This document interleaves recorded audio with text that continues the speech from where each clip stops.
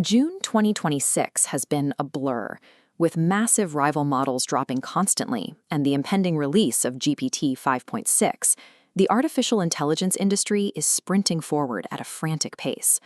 But beneath this race to build smarter software lies a massive, quiet vulnerability: the sheer physical cost of keeping these systems awake. This chart shows OpenAI's operating expenses, and that towering red column represents the $14 billion they spent in 2025 alone. That money didn't go toward inventing new models. It went straight to paying for the computing power required to let users talk to ChatGPT. You can build the smartest software on the planet, but if the baseline cost of delivering every single answer outpaces your revenue, the entire enterprise eventually runs out of oxygen. To understand why these costs are so high, look at this side-by-side comparison of AI computing. On the left is training, the process of teaching the model, which requires massive, concentrated blocks of computing power.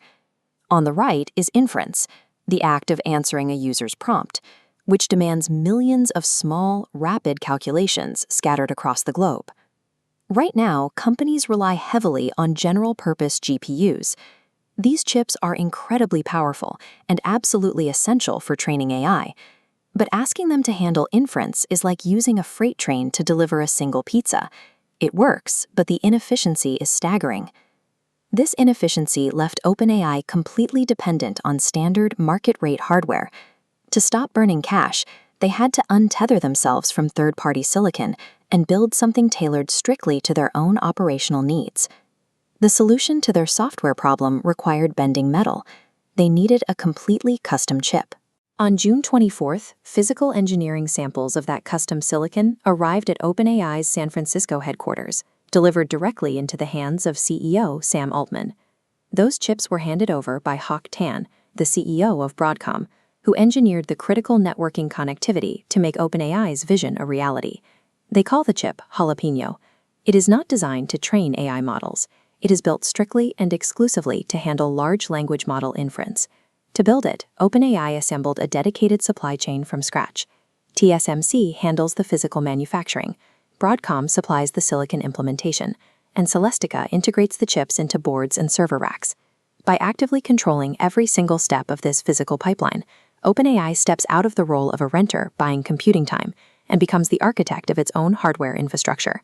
Moving from an initial concept to a final manufacturing tapeout normally takes years. The Jalapeño chip managed to do it in exactly 9 months, setting a new speed record for high-performance silicon. They achieved that speed by feeding the process back into itself.